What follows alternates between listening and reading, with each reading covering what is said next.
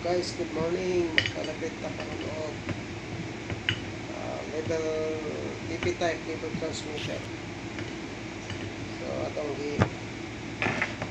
tangtang yang fittings pulihan natin kuan para mag-inject tag kuan. Inject tag pressure. So, pulihan natin fittings. So, mayan siya guys, atong gamitin. Sa natong tipton para di mag-leak.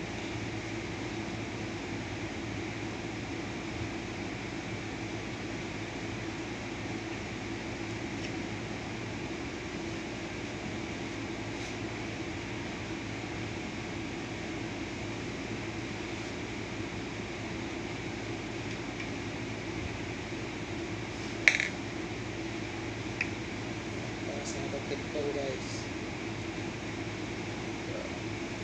Ano lang mag-calibrate sa DP type level transmitter.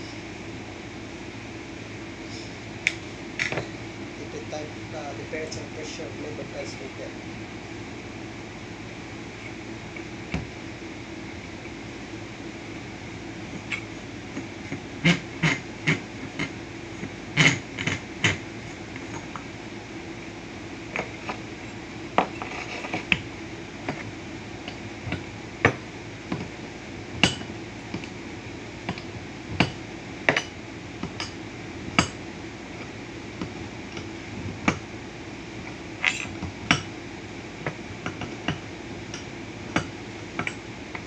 Sa nato.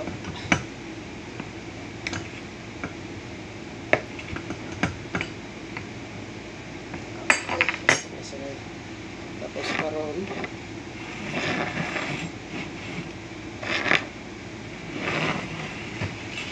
connect ko na ba itong hand pump.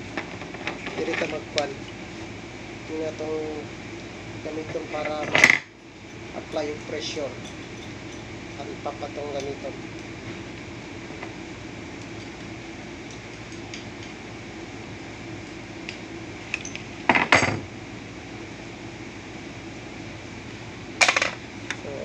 May na itong hand pump guys. Yung panini, yung capacity is 50 bar.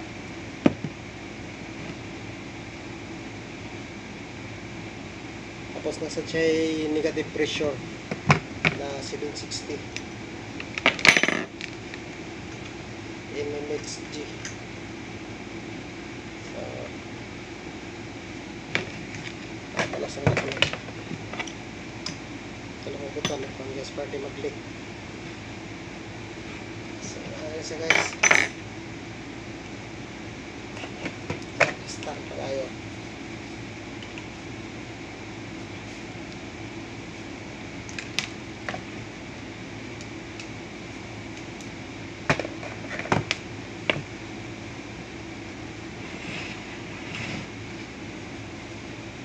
So, magkuha sa tag katong communicator.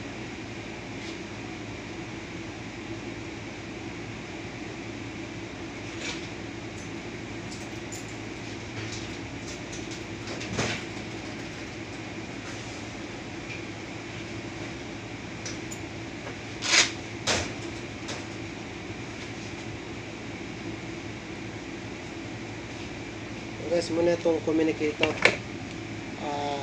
Emerson Tricks muna yung pinakalitis yung gamito na ito.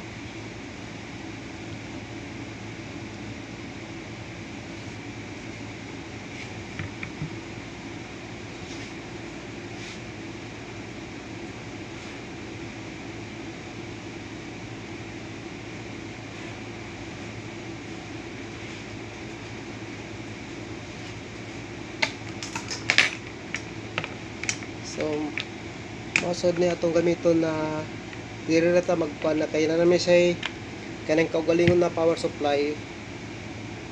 So, diri na sa ta magkuha ang power supply na ibutang na ato i-supply sa transmitter.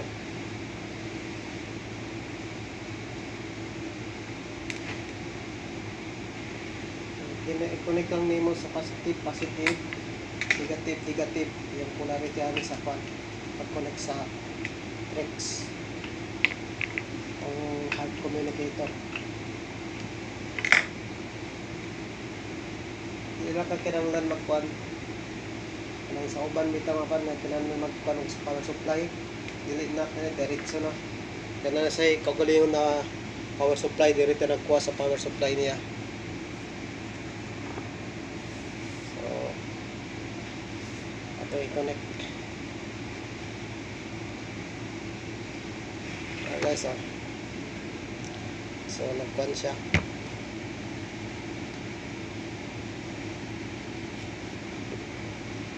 So connect na ito sa hard. So nakabutang, do you intend to provide power from a Trex? Yes. Pwede rin man tama po power. So are you providing power to a transmitter or a positioner? So transmitter man na ito i-calibrate guys. Kaya siya transmitter differential pressure gigamit sa level. So transmitter ta. Pero ito mabasa ba niya?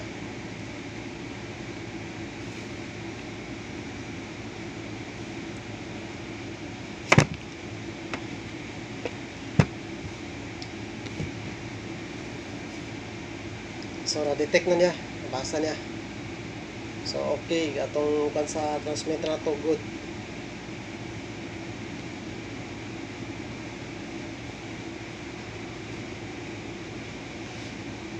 So nanay power ang transmitter kay nabasa naman niya ang kwan. Ang nasa sulod sa transmitter. So muna yung pressure karon. So na siya 0.85. So i-upgrade na to ang low side. Kaya para mo rating sa eksakto. Ay sirado sa dahil naka-open mo na yung kwan. So zero siya. So isirado na to ang equalizer. Parang kwan siya guys, parang naka-online na siya.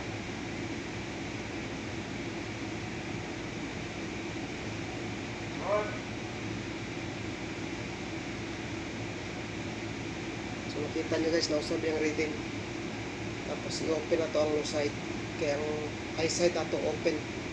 Basta mag-calibrate ta, open ang high at low side. Tapos sirado ang yung equalizer.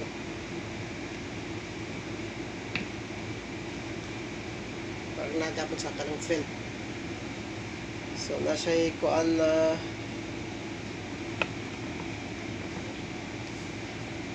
so kaya mag-calibrate man ta guys.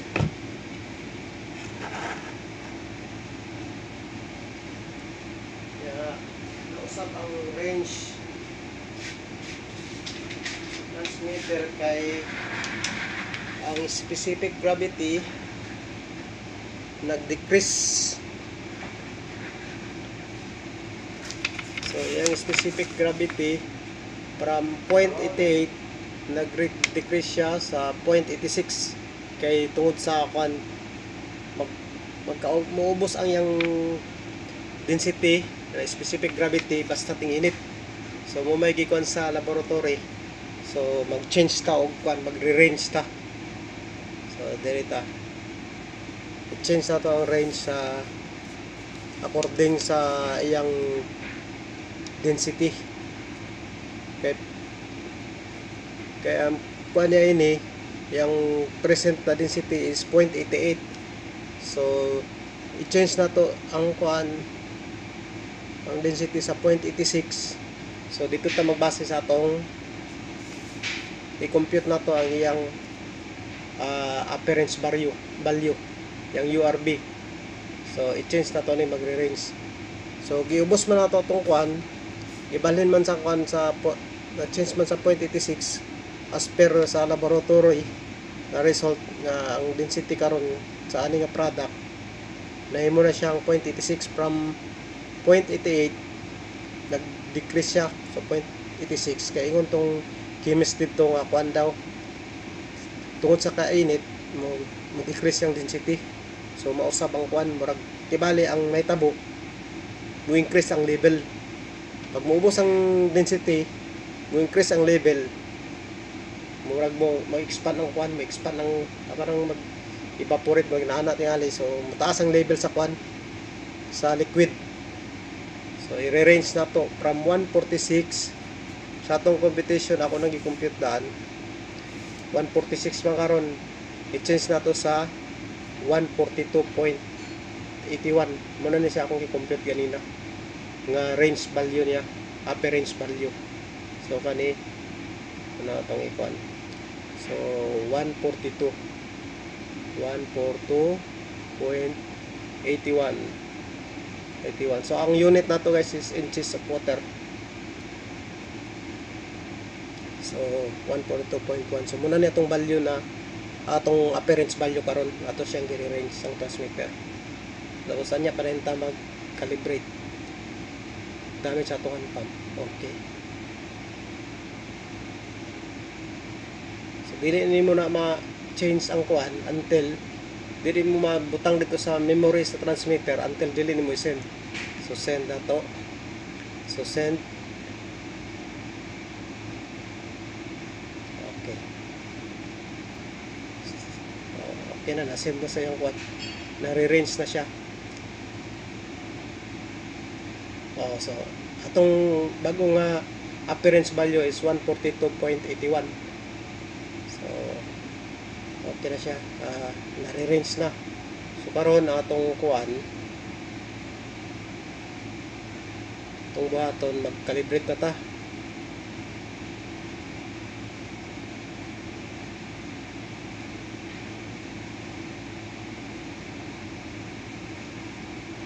So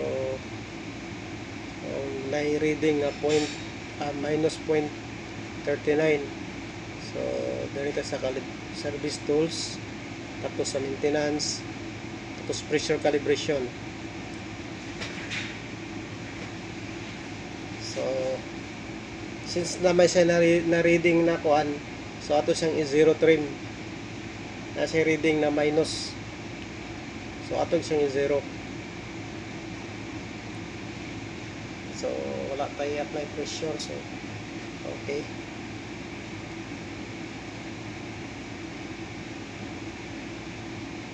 Okay na siya guys, na zero na.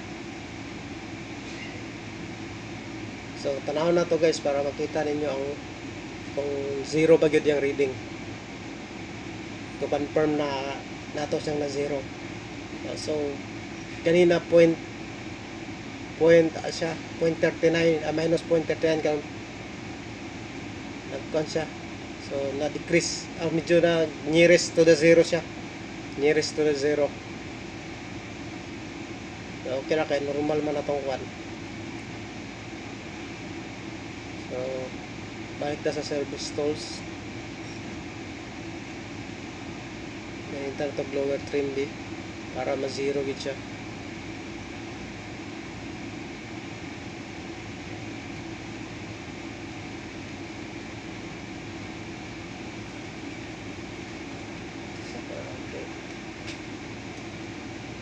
So okay.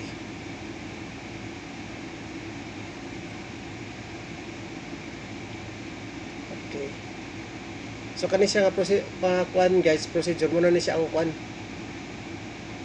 Pag-calibrate nimo, calibration sa transmitter. So tanaan na tayo. Okay na, zero na siya. Negative 0.0. So apit na siya sa zero gyud kay na may minus sign. Negative kuan siya.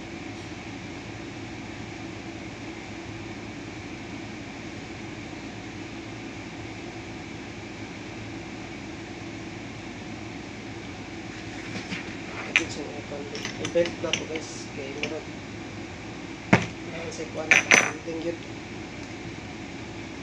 So isolate.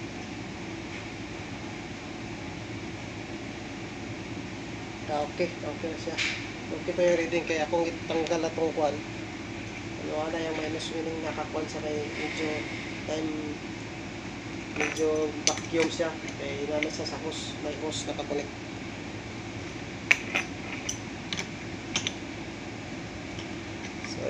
zero na to outro guys.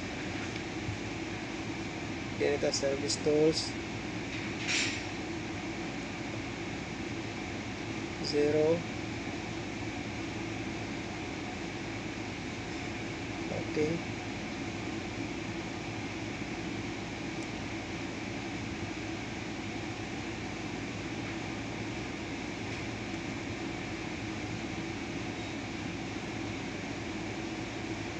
So guys, ang pag-calibrate aning DP types guys, dire ka mo connect sa high side nga dire ka mag-inject, tapos kani open, close, and then open, close, open.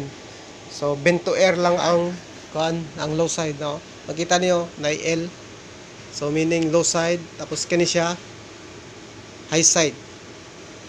So manay bantayan niyo guys kaning duha, H og L, high and low. So direta sa high side nag-connect. So parahin ta sa atong pan guys pag-calibrate. Ay sorry guys.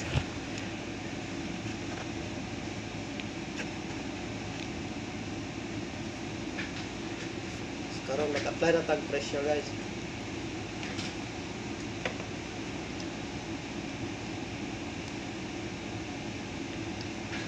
So i-calibrate na to siya.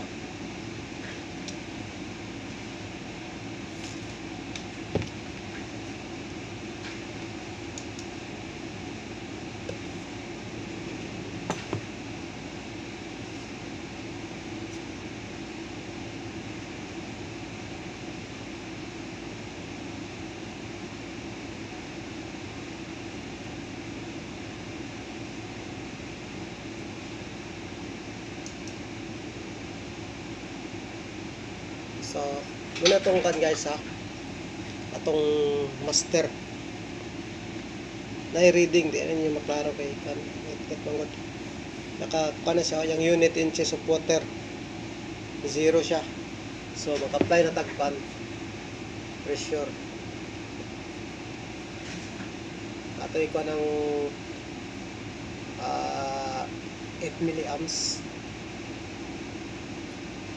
So apply ta sa ibalik 25% ang 8 milliamps. Makayo.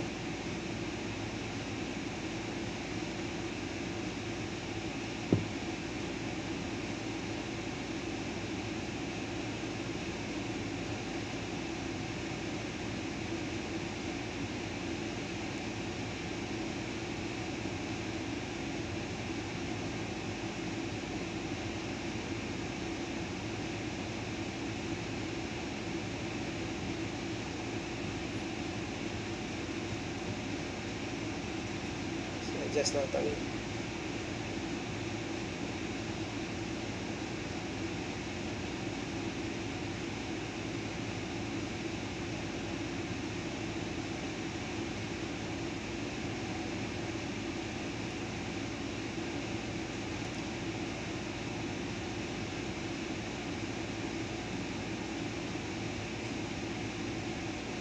So ito i-count siya sa 25% sa iyang pan yung range.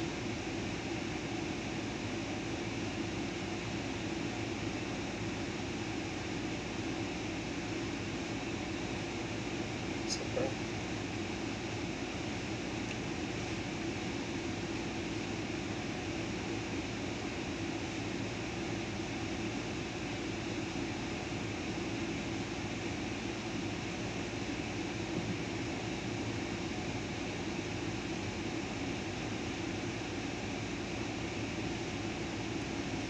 So okay na guys.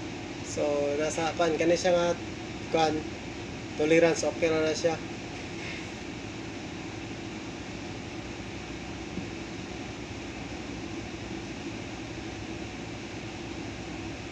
Okay ka na 0 gid siya. Okay na. Okay na siya. So ang reading is 35.75 mo na siya, ang equivalent sa iyang kan 74. Equivalent na sa 8 milliamps. So makita sa niyo diri guys, diri ta mabase. Ang reading ani is 35 galing kay dili man makita dire ang decimal point god. So 35 siya. So dire na read sa kwan communicator. So okay siya, okay. Okay ang kwan yang 25% milliamps. So basta mag-calibrate guys, labidag na yung mga kwan kanang sa mga construction na mga third party mga inspector. Ang kwan gidanan ang sakto gid nga procedure from 25% to 0 to 100%, so meaning 25 manang gitawag og 5 points calibration, 25%, 50, 75 and 100. So ascending and descending na siya, tanaw na siya kung sakto ba ang reading. So since nga kani amo diri maintenance man mi guys, so saay magbanta nga magdali ta, so apply na to ang maximum pressure, yung upper range, para makuha na to ang sakto gid yung reading. Sa 25% okay ang reading guys. So apply ta full range. Ang full range niya is, so makita nyo guys, na apply na to ng pressure is over range na siya. Kung man yung na-read karon 153. Ang atong upper range value is kuan raman 42. So nasa kuan alert na, meaning kuan na siya kibali warning na imong pagtaas ng pressure. So decrease na tong kuan, bawasan na to. So kita nyo guys, wala na yung kuan diri, yung alert niya, yung notification.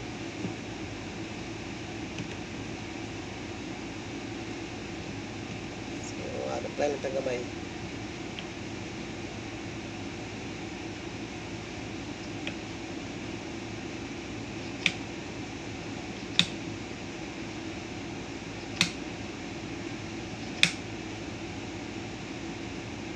Okay.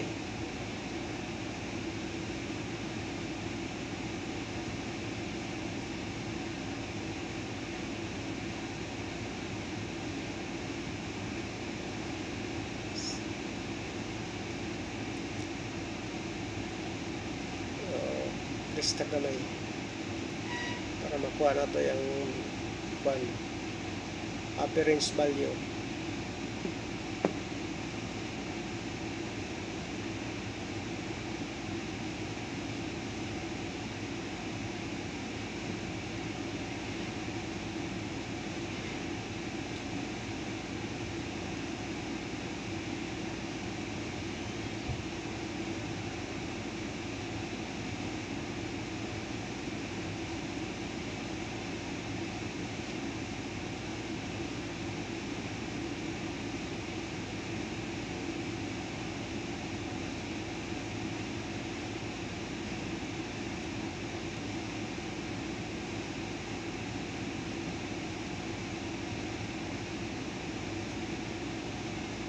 So tara guys,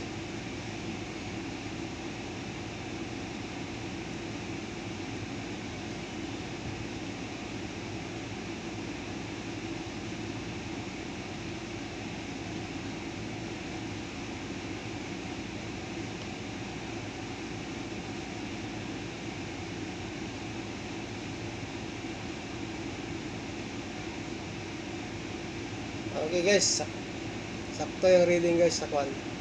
So kani siya, so 20 milliamps na okay ra, okay kayong reading, so acceptable siya. Kaya na lang pag-calibrate guys. So I hope nga naman nabawaan sa pag-calibrate sa level transmitter, BP type ni siya. So salamat sa pagtanaw, don't forget sa pag-like and share. Okay, salamat, bye bye, thank you.